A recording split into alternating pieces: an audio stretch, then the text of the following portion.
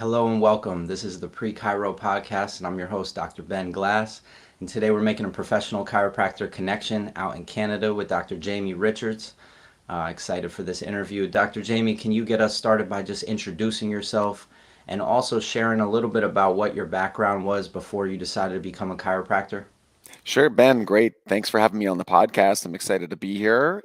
Uh, Long story short, I am here in Canada today, here in Blenheim, Ontario, which is actually right across the lake from Cleveland, Ohio. So if people know where Cleveland is, they can look right across and it goes right into my backyard. And I went to CMCC. Sometimes you have to believe it or not, but I did go to CMCC and graduated way back in 2002. And here we are, hard to believe, 20 years later, and a couple kids, married. Everything's going great here. In terms of getting into chiropractic, I didn't know a lot about chiropractic growing up. The town that I was in, and actually is my hometown where our main location is, there was a chiropractor or a couple chiropractors, but I didn't really know what they did. And in fact, I used to drive by, I remember, and I had asked my mom, what's a chipperator? I saw the word on the sign, but I didn't even know what a chiropractor was. I couldn't even say the word actually. And so it was only in university, I was playing sports and athletics, playing college football, and got exposed to chiropractic. Made a lot of sense to me. And I think that was maybe one of the things that really stuck was I didn't have a miracle case. I didn't have, any particular experience, just a fellow chiropractic student explained it to me and it clicked. It made sense. Applied, got in, went to school, got lots of exposure to Reggie Gold and Arno Bernier and Joe Strauss and all these different people. And that's where we've developed and kind of picked up that torch, I guess, with this third paradigm approach to chiropractic. And, here we are today in the Life by Design Center and, thriving, and things are going great. Can you tease apart some of those details of being a football player in college? And you said that a fellow chiropractic student, but you were in college, you weren't in chiropractic school yet. So, how Correct. did you really start to tell yourself internally, okay, I am going to chiropractic school, I Right. am going to be a chiropractor? So, yeah, great question. I was actually teaching at a sport fitness school in the summer times at the school that I was playing football at, and I was in doing my scholastics there, McMaster University, actually in Hamilton, Ontario, Canada. And there was a student who had been a student at the same school, was coming back to work in the camp, but was off at chiropractic college. And we were sitting around at lunch one day, and he was talking about, chiropractic. And again, my exposure to that point was very much therapeutic chiropractic, ultrasound and modalities and things like that. And he started telling me, well, that's not really, at least what his version of chiropractic was. And so he talked about the nervous system, and he talked about the spine, and I believe he talked about this thing called a subluxation. And my interest was definitely piqued because I had always thought, well, I'll probably either be a teacher or I'll be a doctor in some way. So I guess interesting that, blending the two here as a chiropractor and now a teacher and teaching other people, there's something that just clicked about that idea of the body and its ability to heal itself and the role of the nervous system and being a doctor of that. That really, really got me interested. And that kind of sent me down the path of exploring, looking, and then, taking the big step and applying. hmm And then when you got into chiropractic school, there were obviously some surprises, some challenges. You didn't just immediately get exposure to Reggie Gold and Joe Strauss and Arno Bernier. So how did you find these people? Who would you consider like your mentors through school, Right. or what were the pockets of people that you really ran with and grew with as a chiropractor? So yeah, I was disillusioned for sure. I went in and coming out of college, university with this, high achiever mindset and attitude, and striving to get great grades and playing athletics and doing all those things. I know that I got into chiropractic school, and you're into all the ologies, the biologies, the anatomy, and there wasn't a lot of what this student, his name was Brad, what Brad had actually told me about. And he did warn me before I went to school, hey, you're going to go to this school. A lot of the stuff that I'm telling you about, you're not going to hear at this school. And you're going to be, deeply embedded into the scholastic part. And again, I wanted to get great grades for whatever my reasons were at that time. And I studied. And at the first semester at the end, I developed pneumonia. Just getting run down and got exposed and got pneumonia. And I remember when I had pneumonia, I was just kind of starting it. I went and I heard Reggie Gold speak, and he was on campus, believe it or not, at the time. And I heard him speak. And what's interesting is that I went back and I talked to my friend Brad, and I said, okay, so that was great. Like, that was really cool. But here's my question. Is he saying that if you have cancer, then you just need to find a chiropractor and not be subluxated? And Brad said, no, that's not what he's saying. He's saying if you have cancer, you sure as heck don't also want to be subluxated. And that, I mean, it seems like a slight variation, but it's such a huge difference in what he was saying. And that got me sparked. I was like, oh, okay, well, that's an interesting thought. And then, I had to process going through pneumonia and then semester 2. And definitely by the end of the first year, I gave serious contemplation to whether I would continue or not. Like, I thought, you know what? I'm not sure this is for me in terms of all this work. I could just go and be, a quote unquote real doctor. And then went back into year 2, and I went to, in Toronto, I went to the Chiropractic University on the Road, and it was Dan Murphy and that whole crew, Christopher Kent. And I mean, that then I was in, because they started talking about the science of subluxation, the nervous system, and then pairing that with what I heard Reggie say 6 months earlier. That was really the springboard for me that got me exposed. And so got my first On Purpose tape subscription at the time, to date myself. And then eventually CDs, but I would look forward to those things coming in, get the package. I can still feel it every month, open them up, skip school for the day, listen to the CDs and the tapes all day, multiple times, go to the library, look up all the research that they had in there, find the studies. And so that kind of springboarded me. And then from school and in school, my year and the years around me were quite interesting at CMCC. The year above me, John Minardi, so everybody knows John. James Chestnut was 2 years above me. Ryan French. In my class, Lawrence Tam, Scott Vatcher, like all these people who have gone on to do some really neat things in chiropractic. That was my classmates in the class above and below me. So, lots of exposure there, and then springboarded me into lots of other experiences that we may get into. No doubt. And you bring up the On Purpose CDs as being like one of those things that kept you connected to chiropractic through school. We share that experience. I was also in school listening to On Purpose on the way to school. Oh And yeah. also the Master Circle would come out with a Yep. monthly. Yep. And now you have a podcast, right? We do. Yeah. I mean, we've been in podcasting for some time.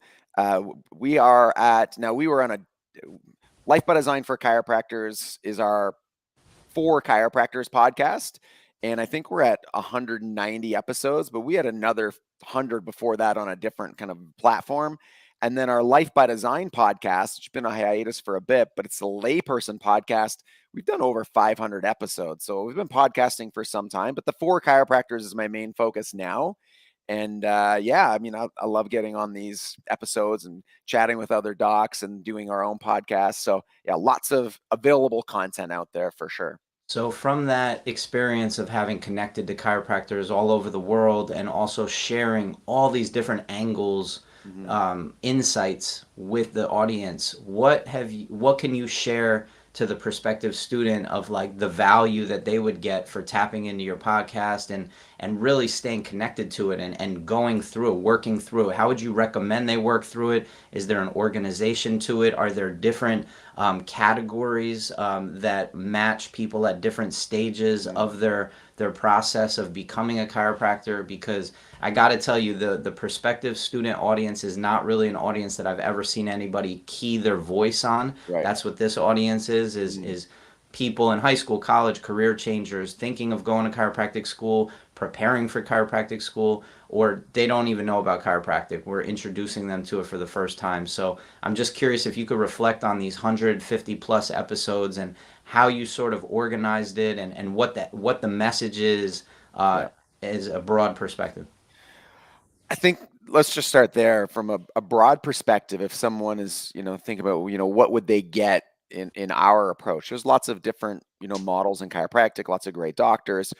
Our approach is, and I said this on I think a podcast before, is how we ended up on this, but our approach really is that as amazing as chiropractic is, and as amazing as it is as a profession, it's still not as important as your life.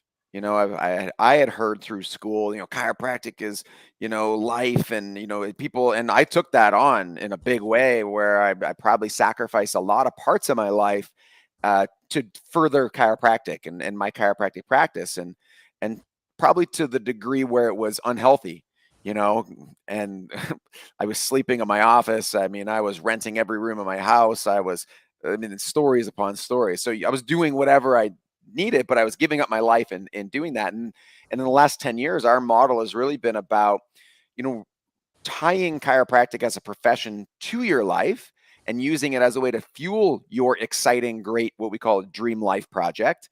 And, then building a great practice that allows that to happen, but still gives you that freedom to have the other parts of your life that you want. So that's the overarching philosophy for us.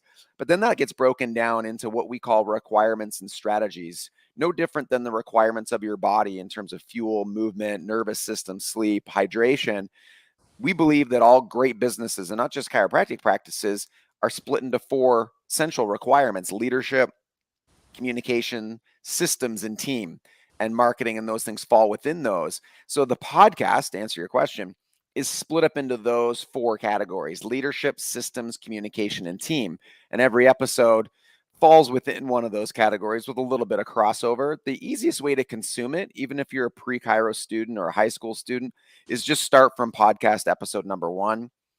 And kind of work your way through. Now, if you're on our email list or we've got a freemium Facebook group where people can join in and kind of get content, you may get the newest podcast and want to listen to it, but I would just go back from number 1. Our first podcast is, I believe it's called What is Real Chiropractic? And I talk about this third paradigm model of chiropractic, which I think is not only the most logical way to approach chiropractic, but as a student, probably something they've never thought about and considered. And most students, I assume, their only relationship with chiropractic is a very therapeutic one. So that would introduce them to this idea that there's another way to approach chiropractic, and the podcast would pick up from there and kind of lead them through that process. And you're doing a great job of giving some details. I'm all about teasing out the details to make it more clear and organized for these students Yeah, to move through your material, but also just to approach the professional process of, like, how do we train to become chiropractors? How do we study all the different avenues? The way I break it, I split innate into inner states. So you're an inner scientist, thinker, artist, teacher, and entrepreneur. And so much of what you just touched on touches on all those things. But can you kind of break down the third paradigm, what you mean by that? This is the sure. second time you're mentioning it. Yeah, I love this concept. It was first written about by Reggie Gold. So, we lots of credit back to Reggie to come up with a lot of these ideas and get clear on the philosophical distinction of what chiropractic is and could be. What I will say, and this could be blasphemy to some people, I guess, who listen, but Reggie's business model was not good. It was a box on the wall. It was not I don't think a healthy exchange, and there was lots of problems with that. And a lot of doctors took that model along with the philosophy, me included.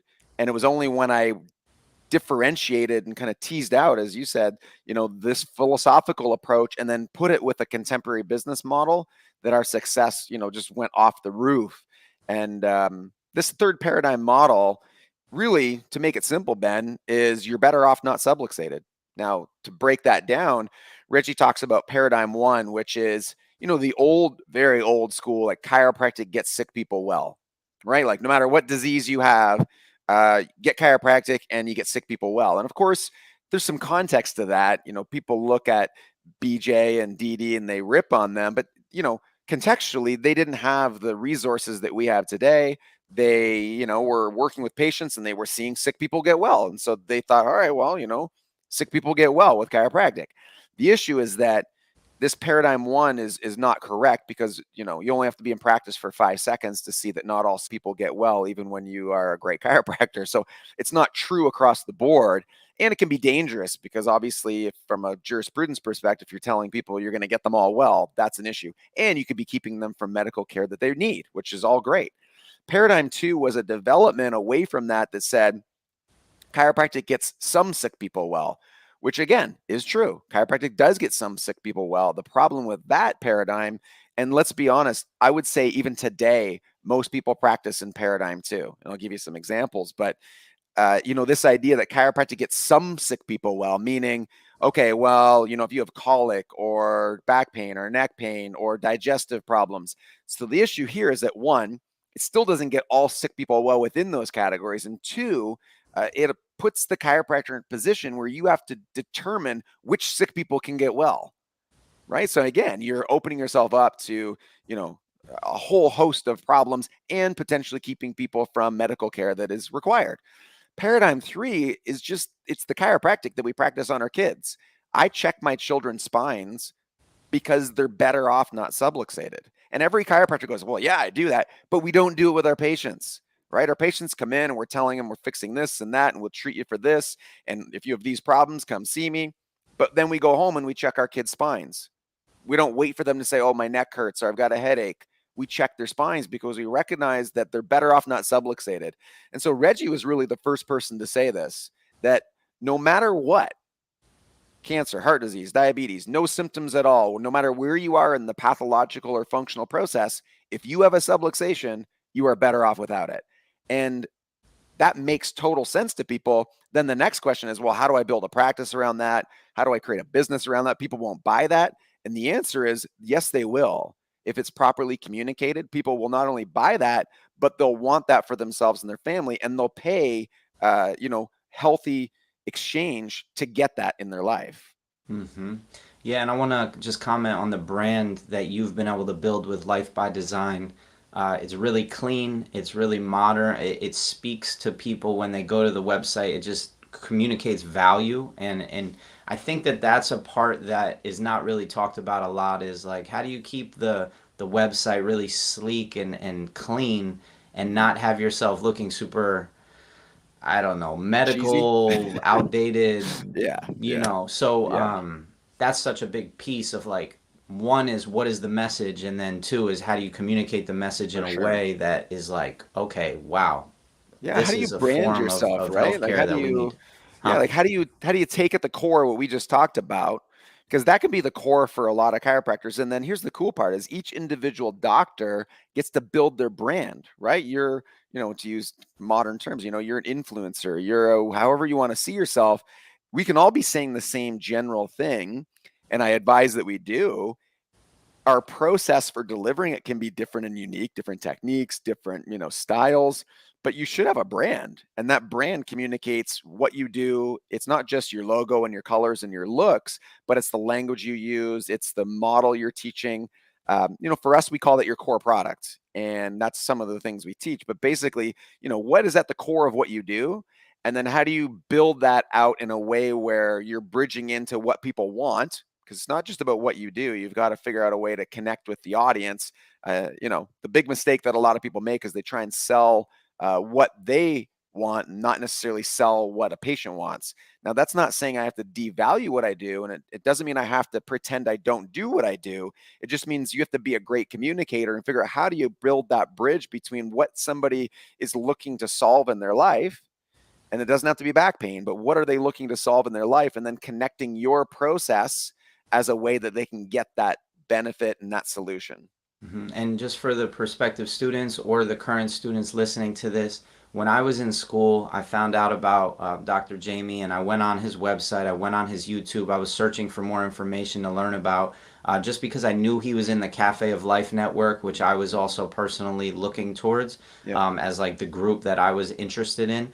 And you had the best sort of video that I had seen that Oh, nice. demonstrated you having fun with kids, with your partner, adjusting. And it's a community vibe, and it was just like very inviting. Like, Yep. wow, I want to go be part of that party. And that was Cool. really early on, before there was a ton of examples that you could point at and say, wow, this is a really great demonstration of a pediatric family practice that invites people in, and people have good experiences here. And then fast forward, I want to say 5, 10 years, I'm now in the middle of building my practice, and I just look back like, what are these guys up to? They were like one of the best examples that I had seen of people that were demonstrating chiropractic in a branded but also very like professional way Mm, online. And you had like this yellow, gray, and white color scheme, and then you had pictures of people holding up, yep, and it was like grid yep, format, yep, which is how I'm building the Become a Chiropractor website. BecomeAChiro.com is like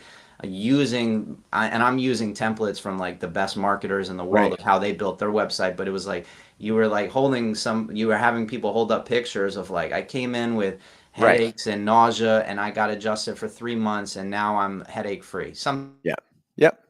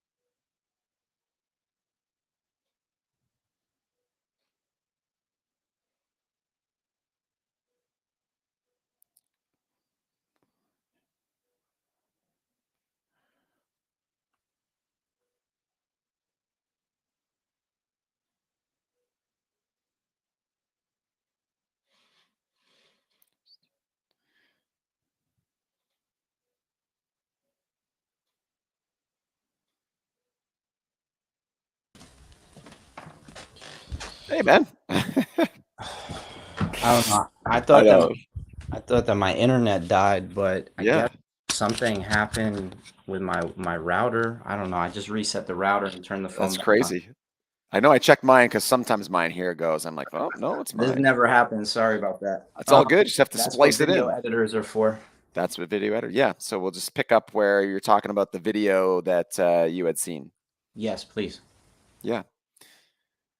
So yeah, what's interesting, Ben, about that video, I did want to mention, you said you had met, I guess, found me through that video. What's really funny is my wife also, in a sense, found me through the same video. So I had met my wife actually at CalJam, and her dad is a corrective chiropractor and 40, 50, 40 years, 45 years in practice. And she was in California at the time, and I met her outside of CalJam uh, at the party. Long story, we dated, online for a short period of time. 3 dates later, we got engaged. But after the first time she met me, she went and Googled me and kind of looked things up. She saw that same video and thought, "What the heck is he doing?" Because she had never seen a toggle recoil correction before. So she was totally, perplexed, and she reached out and messaged me, or at least used that as a reason to message me. And then that sparked, here we are 10 years later and 2 kids. So, Wow. Wow. Yeah, I don't know where to go from there, except that we never know how far-reaching the information that well, we put yeah, out that's there it. can. Yeah. 'Cause we were talking about brand and talking about who you are. And I think that, as a prospective student, the one thing I think a prospective student can get excited about if they're looking at chiropractic as a profession, and this is what I love about it, is the ability to be creative. Like that's a big thing for me. I get the sense, same for you, this creativity side of it. It's one thing to be a doctor, that's great, and be a teacher, but I love the creativity component of running your own business, of being an entrepreneur. I don't feel like that's the same in other healthcare professions. I think you're a little more restricted, let's say in the medical profession or nursing or something along those lines. It's got its pros and cons. I mean, obviously, I think the challenge and something all students should be aware of is I think if you're faint of heart, if you're not willing to do the work, if you're just looking for somebody to, write you a check and, be everything's good all the time. Not that, everybody's life in medical care is good all the time, but you get the idea. I don't think chiropractic is for you. If you're willing to put in the extra work, if you're willing to be an entrepreneur, if you're willing to, uh, excel, it'll be great. You'll have a huge impact. You'll be paid really well. But it's not the same as just, getting a job at the hospital. That's for sure. Absolutely. Can you talk about some of the basic fundamental skills when you started to recognize that, hey, this is actually something that I need to dedicate myself towards the entrepreneurship side? Because Mhm. I imagine you didn't get it through the mentors that you had in chiropractic science, art, philosophy. You notice they don't add entrepreneurship to that statement ever. Yeah, Um, ever. how did you get clear that, hey, I need to really leverage my ability to communicate and I need to leverage this creativity that I have through the entrepreneurship lens? Yeah, and it's great that you're saying that, and it's great that you have that tied into your model for students and pre-chiropractic students because yeah, you can be a great adjuster. You can have great clinical skills. You can even be passionate. But if you don't develop the entrepreneurial component, learn how to run a small business, learn how to grow a small business, you're going to struggle. I did. I was very passionate. I was, I think, a good communicator early on, just due to the passion. But I didn't know how to run a business. I was trying box on the wall. I didn't have staff. I had students working in my office. I did everything, trading for chickens and bread. I mean, I did it all. And, it wouldn't work. And, I don't know why it's not working. And I made it all about what it wasn't, which was just I didn't know how to run a business. And so, I got excited about entrepreneurship. Just honestly, looking back, I'm not even sure where, maybe out of necessity, but luckily found certain resources and started to think differently and realize, oh my gosh, like I need to learn how to run a business. And so, fast forward these years and it's just accelerated the more you go down that path. Um, Thank goodness in so many ways that I did. And I feel like, even the last 4 years, I went from being in solo practice here at Life by Design Center and building this 10,000 square foot facility. We've had 4 or 5 associates, which is great. But really, only in the last 3 or 4 years when I really dug into marketing, really dug into, this entrepreneurial development, were we able to grow our practice to the point where now today, I left practice in December and now I have a business partner who runs our practice. So our model now is I have a clinic director and I'm the managing partner. And of course, there's a lot of moving pieces. We've got a 5,000 square foot strength and conditioning center right behind this wall. So if weights start banging around, that's what that is. We've got a restaurant upstairs. That's all inside of our facility. And then we've got our 50 or 60 other locations with doctors kind of doing similar, maybe not to the same level. So the one thing I'll say about entrepreneurship is it'll seem daunting at the start, as a pre-Chiro student, and it'd be really scary, and you won't really know how to apply it. Meaning, well, I don't have a practice yet. I'm just going into school, but taking the time to get exposure, at least at this point, to what is marketing, how do I run a business? How do I train a team? Like just learning and dipping the toes in. So, when the time comes, you're going to have to start doing those things and it will be a snowball effect. And 10 years later, you'll look back and go, wow, like I didn't know anything 10 years ago. And now things are really expanding. But then I'm going to look 10 years from now and realize there's so much right now that I don't know. And I'm excited.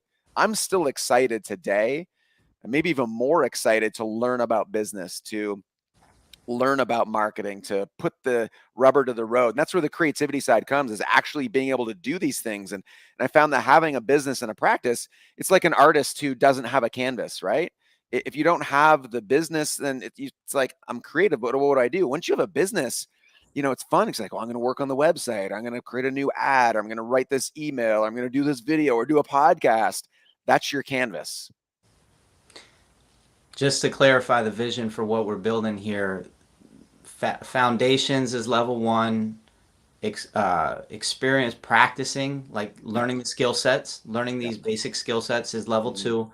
Mm-hmm. Gaining experience and getting mentorship in a practice, like getting adjusted, observing adjustments, looking at Mm-hmm. systems, looking at branding, is level three. And then level four is like go start your own on your college or high school campus. So, Right. what advice would you have to a college student who's starting a pre-Chiro hub, club, however they want to brand it is up to them, on their college campus? Like, how do they market it? How do they set up the business bank account? What are some strategies that you can give them to really orient themselves, like provide a infrastructure so that when they graduate and go to chiropractic school, they can pass it off to the next student who's willing to take the reins, or the next group of students who are willing to work together as a team to market, to facilitate meetings, to host, to bring in new members, and actually charge for membership because you're creating value for your college Right. campus to improve the life and quality of life there. Right. Well, I love that you're asking these questions. They're great questions. And, I look at my kids, they're 5 and 7, and I think, you know, do I want them to go to college? That's a question I ask myself a lot. Our current role is to get them interested in entrepreneurship at age 5 and 7. They spend a lot of time here at the center. They're homeschooled, so they're always here with us doing things. And the same is true for either a pre-Chiro student, high school, college, or a chiropractic student. I think starting a business of some sort is probably the best action step that they could take, whatever that business is, whether it's a group, as you said, whether it's just another business, some non-related business, that's fine too.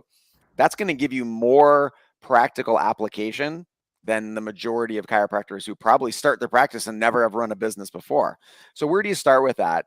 I mean, obviously, huge question, but I think number one, if we break it down, is you start with your vision, right? You figure out, like, what are my values? How do I want to help people? And then what's that vision look like? And that could be for, let's say, a chiropractic group we can talk about. So you have this vision for a chiropractic group. What does that look like? Okay, great. Then you have to reverse engineer the actual, as I was saying before, the core product. Like, what do you sell? Right? I don't think people ask that question. Like, what am I selling? If you don't know what you're selling, nothing else happens from there. It's, you got this great vision. It's all, clouds and everybody's happy. but what are you selling? At the end of the day, there needs to be a mechanism where you take the vision and you monetize it into some kind of applicable exchange of value with people. So what is that? In a chiropractic practice, we know what that is. But in your group, let's say, what is that you're selling? Once you know what you're selling, then what you need to start thinking about is, what is my selling mechanism? Right? That's a whole other, like, sales is a whole thing that nobody thinks about, talks about. What's my mechanism of sales? Like, how am I going to get in front of Ben and have a conversation with Ben and then have him make a decision to move forward into some type of exchange with me? So there needs to be a selling mechanism. It could be a one-on-one call, it could be a webinar, it could be email, it could be, group, whatever it is. But you need to think about your selling mechanism. That's a big kind of turning point in businesses. So once you have a vision, once you have your core product and a selling mechanism, then you can start to build that out. Okay, well, how am I going to market that? Well, that opens up the whole conversation about marketing. Again, I'm a fan of direct marketing. Dan Kennedy is, one of the people I look to for that. Is, and just if you haven't been exposed to Dan Kennedy, he's the GOAT when it comes to direct marketing. Basically meaning, a lot of people think about, big scale marketing and corporations is very brand based. We think about it as conversion based. So, I want to get value in front of you, but I also want you to buy something. I want you to make an exchange of value as soon as possible in the process. And if there's some accessory branding that comes along with my marketing that's trying to get you to convert, let's say, then I think that's wonderful. And that's where the branding part comes in. So have a selling mechanism, figure out how you're going to get the benefit and the transformation in front of those people in your marketing, and then and this is the other part of it, make the process simple, right? For the buyer. You've got to make it so simple. So if you're running a club, if you're doing a talk, then, it could be something like, you know, text me right now at this number if you want to join the club. Right now, you've got their name, email, phone number. Now you can start a conversation, right? So selling mechanism, and then simplify the buying process. And then it's a matter of, getting good at sales.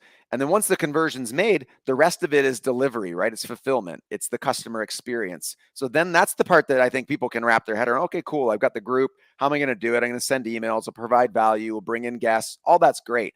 I think the piece that gets missed in offices pre-Chiro is right there at the core. What is my product? What am I selling?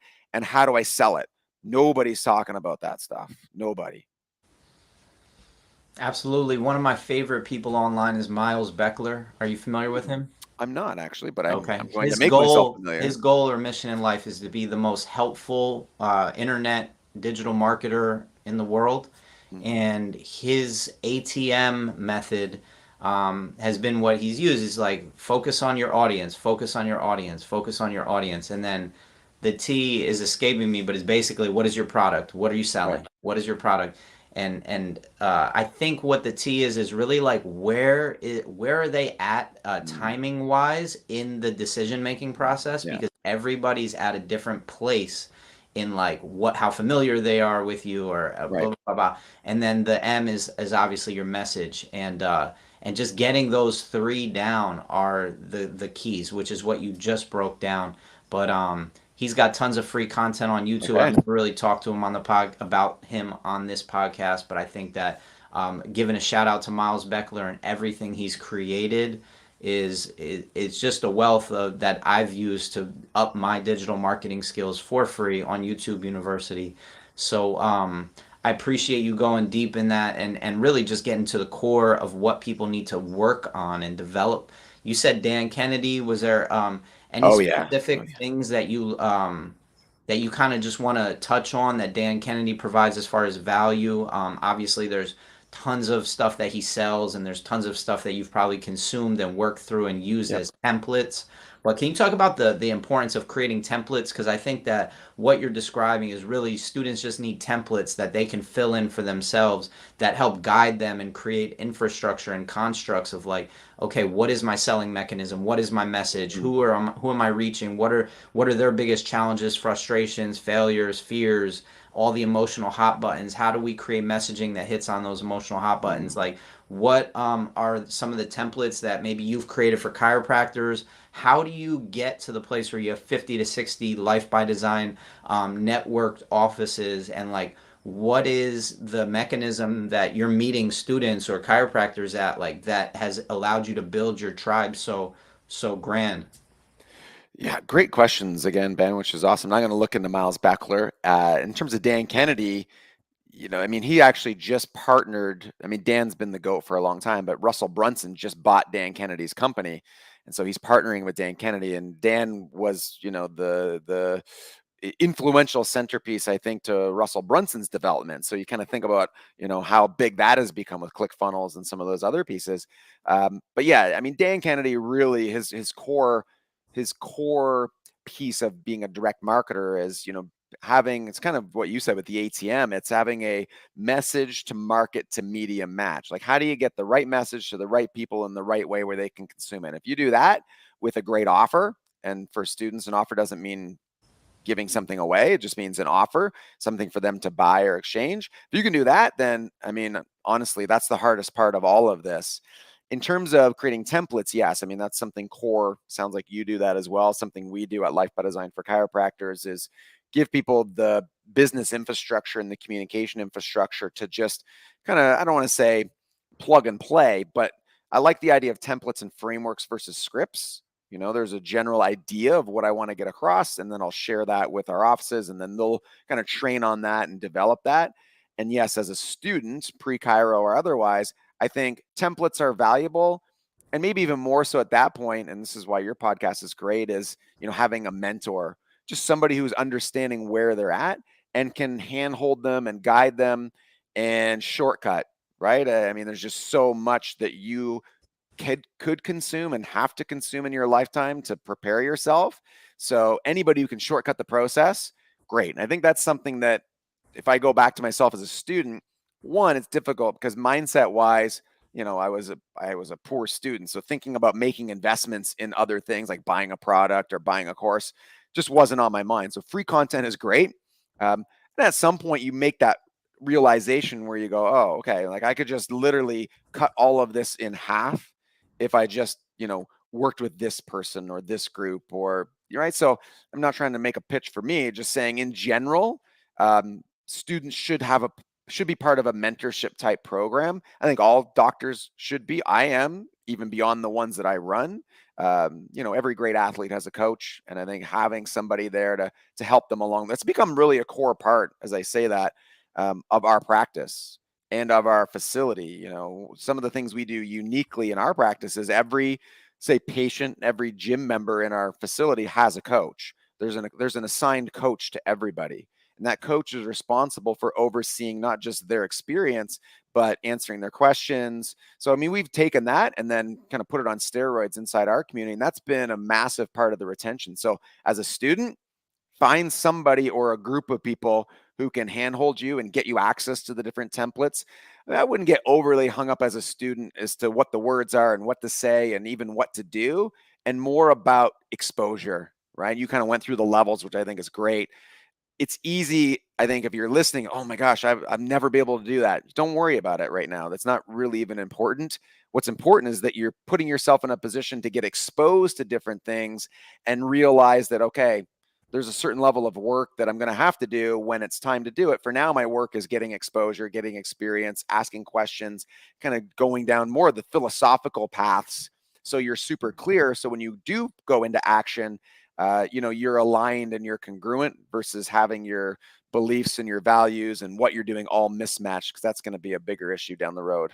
Thank you for providing so much value to the student over these last half hour. Can you now give us that pitch of, like, what you're doing with Life by Design and how you've created a system, so to speak, that has been really attractive to students and chiropractors, and also really kind of key in on the details of what Life by Design is as a brand, and also, like, maybe identify some case studies of what you've been able to observe or witness, and how people have just taken your material and run with it, and been able to transition into practice successfully, or been able to completely Yep. change their practice.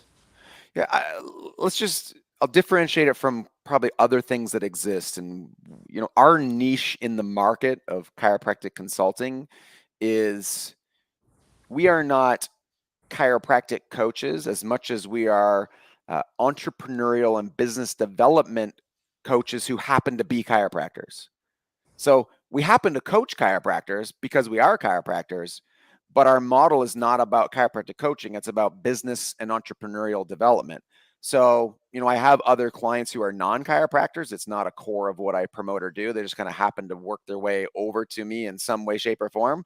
But I prefer to work with chiropractors just because I'm a chiropractor and I love chiropractic. So, we're not chiropractic coaches, we're entrepreneurial and business development coaches who happen to be chiropractors.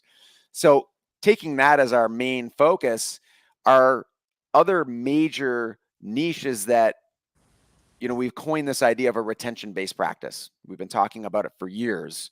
I see some other people talking about it now too, which is fine. But we've been talking about retention-based practice for over a decade, and part of it was born, Ben, out of the fact that I didn't know how to market early and I didn't have a lot of new patients. So I had to learn how to build a retention-based practice to put food on my table and pay my bills. So retention was always our bread and butter. And in then coaching other doctors, I realized that, these doctors who are seeing 10, 15, 20, let's say 20, 25 new patients a month and struggling with practice volume, that's a retention problem. That's not a new patient problem. And, we've built our practice extremely large and profitable on 10 to 12 new patients a month for a decade.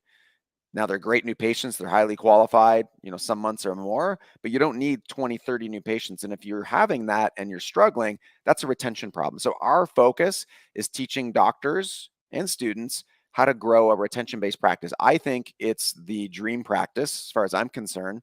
I don't want to spend 20 extra hours a month processing new patients.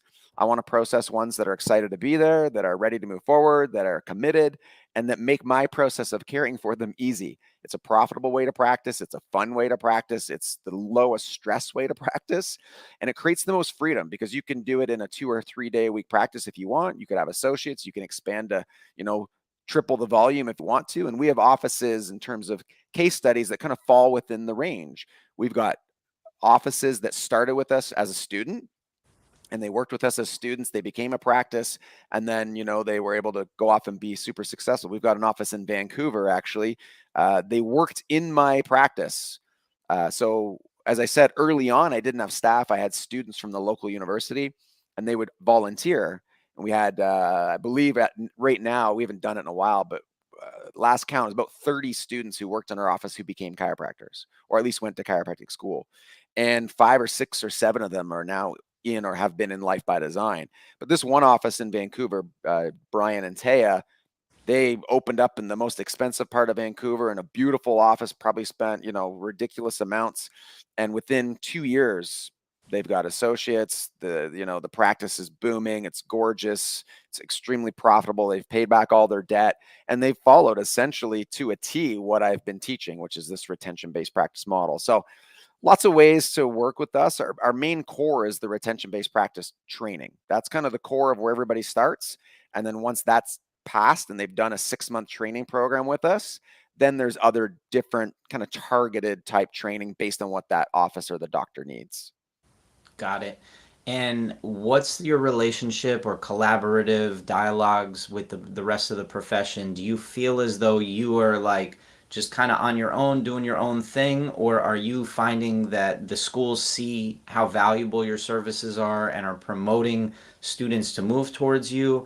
Are you collaborating with other companies that also offer entrepreneurial and business development for chiropractors? I'm just curious because one of my passions is like seeing the profession become more congruent with its messaging, which is all about connection and coordinated function and reaching our potential. And I don't think the profession is necessarily asking the questions of like, how can our super high functioning companies that are supporting chiropractors work together, not only from like a pooling of resources to accomplish bigger goals as a profession, such as like I'm in conversation with a film production company who might need 250 grand to film 8 commercials Right. over the next year for the profession to attract more people to come to the profession for the right reasons, whether they be practice members or actually becoming chiropractors. So it's like, I'm just curious, opening that up to you. Yeah, that's another great question. You've got a lot of these great questions, and I think it'd be nice to have more chiropractors ask that. It's interesting. I mean, for us, I'm very much open to collaboration for sure, and we've had different collaborations along the way. We tend to collaborate with people outside of the profession more, not just through our affiliate programs and products we use, but relationships that we've built. But I'm very open to collaboration.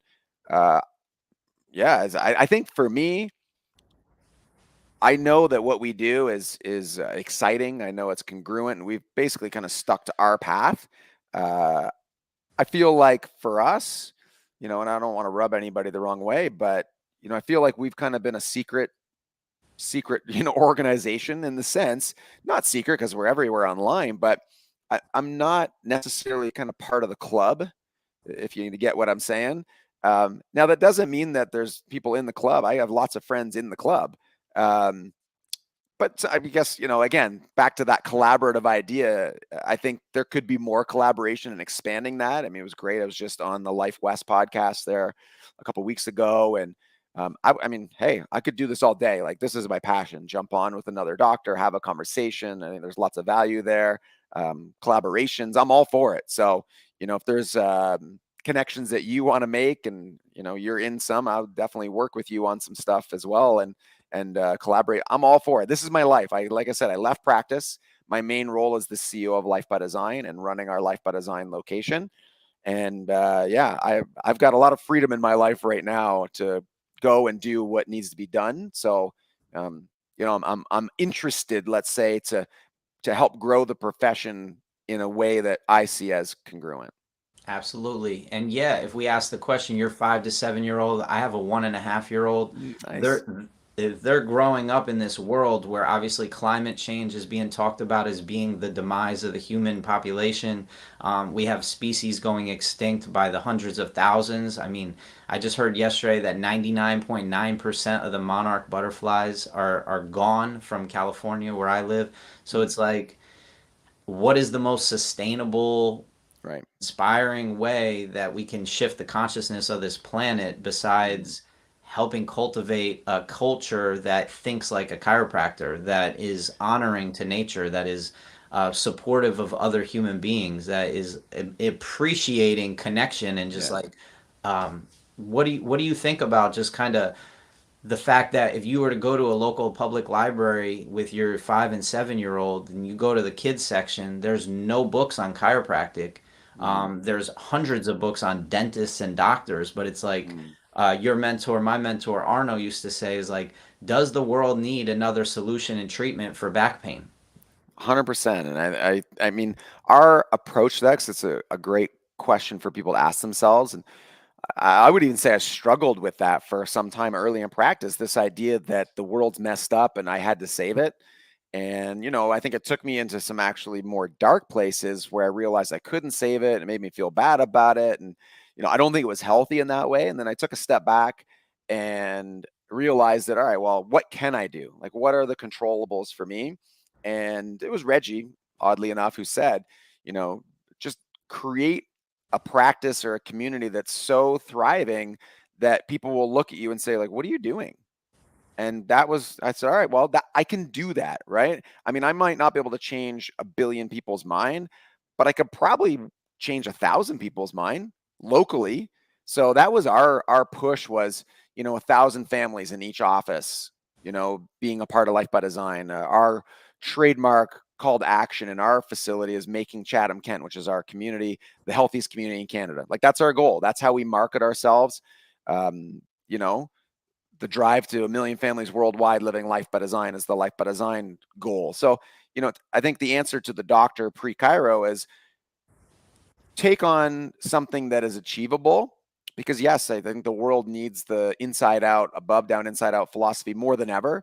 It's dwindling, and even to the point where I think we knew that it was the definitely the minority in the population. I think the last 2 years you've seen just how small the number of people is who actually think inside out.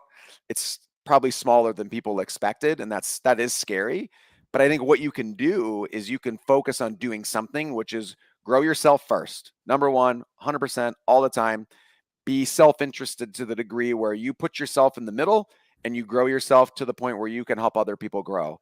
And then step out and start helping other people grow and then expand from there. And I mean, I don't know where that ends for me because it's still a lot of life ahead, but I'm confident and happy to look back and say, all right, we did what we said we did. It took us 10, 15, 20 years. Now, for yes, me, I'm ready to move on to the next part and kind of expand that into the chiropractic thing. But for a student, don't get so overwhelmed thinking you got to save the world. Start with growing yourself and then start growing the people around you and just expand that circle piece by piece by piece. Thank you so much for coming on here. I really appreciate you. Thanks for doing what you do and creating examples of excellence within the profession that we can highlight and make like the common story, right? That's like it's all about creating like almost a new standard of excellence because people are able to observe people like you and all the others that I've been able to connect with really easily. So anyway, thanks for coming on here, man. Well, Ben, thanks for having me. I really, really appreciate it. And thanks for what you're doing. There's, again, nothing in the profession like what you're doing. And it fills a big need for high school, college, and chiropractic students. So, hey, if there's anything I can do to further your mission, you let me know.